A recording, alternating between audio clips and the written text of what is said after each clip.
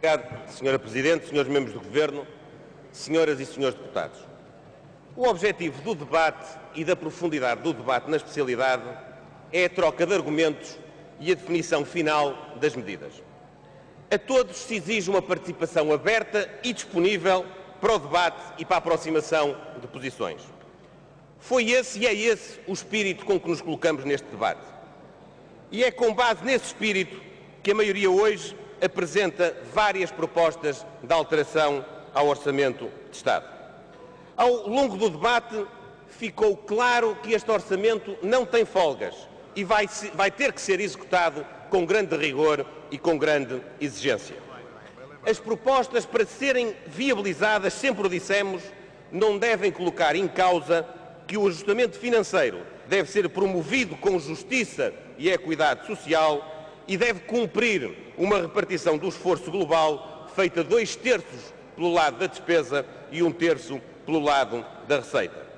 As propostas que nós apresentamos respeitam este princípio e aprofundam e densificam ainda mais uma repartição justa e equitativa dos sacrifícios.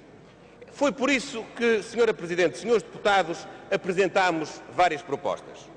Uma que faz incidir nas subvenções vitalícias dos titulares de cargos políticos um esforço adicional equivalente ao corte do subsídio de Natal e do subsídio de férias, isto é, uma taxa adicional de cerca de 14%.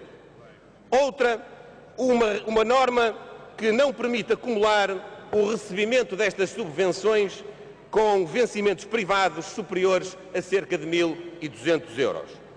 E uma outra ainda, da aplicação de uma taxa adicional de 25% ao excedente das pensões de 5.043 euros e de 50% às pensões, ao excesso de pensões superiores a 7.545 euros. No que toca aos subsídios de férias e de Natal, Sra. Presidente, propomos uma modulação, um escalonamento cujas diferenças perante a proposta inicial são as seguintes. O limite a partir do qual este corte é operado passa de 485 euros de rendimento para 600 euros de rendimento. Esta alteração deixa fora dos cortes mais 40 mil funcionários públicos, enquanto que na modulação inicial eram apenas isentos 10 mil funcionários públicos.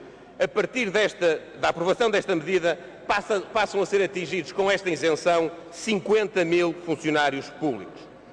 Nos pensionistas, o efeito desta medida atinge 120 mil pensionistas e deixa 1.900.000 pensionistas fora deste esforço. Ou seja, 78% dos pensionistas da Caixa Geral de Aposentação não veem cortado nenhum dos subsídios. Para aqueles que têm um rendimento de 600 euros até 1.100 euros, os cortes são progressivos e, em média, representam a perda apenas de um destes subsídios. O limite a partir do qual se opera o corte dos dois subsídios passa a ser de 1.100 euros. Esta medida coloca mais 16 mil funcionários públicos e 30 mil pensionistas sem o corte da totalidade dos dois subsídios. Nos pensionistas, apenas 11% do total são atingidos pelo corte simultâneo dos dois subsídios. Sra. Presidente, Srs. Deputados, estas medidas têm um valor financeiro de 130 milhões de euros. Não alteram a relação e a repartição do esforço no ajustamento, por forma a cumprir que esse ajustamento é feito 2/3 pelo lado da despesa e 1/3 pelo lado da receita. E é compensado com a inscrição no orçamento de um agravamento da taxa liberatória sobre os juros e dividendos e outros rendimentos de capital, como as mais-valias bolsistas, que passam para uma tributação de 25%. Com esta medida, compensamos a não redução da despesa de 130 milhões de euros à custa de uma tributação mais agravada dos rendimentos de capital, o que creio vai merecer o aplauso generalizado de todas as bancadas que o reclamavam ao longo das últimas semanas.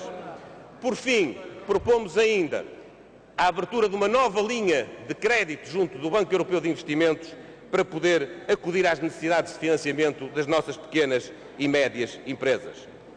Senhora Presidente, senhores deputados, neste debate, teimosos são aqueles que chegam ao fim exatamente com a posição que tinham no início do debate. Não é o nosso caso. Ouvimos, ponderamos, analisamos os argumentos e decidimos. O resultado é que consideramos que a justiça e a equidade social e fiscal são ainda mais aprofundadas do que já eram no início do debate. Esta foi a postura que sempre quisemos ter na discussão do Orçamento de Estado, uma postura positiva, uma postura construtiva, uma postura democrática, uma postura que possa contribuir para que o objetivo final seja termos um orçamento ao serviço do país, da recuperação do país, que não seja só o orçamento da maioria do Governo ou deste Parlamento, que seja o orçamento de Portugal para recuperarmos Portugal.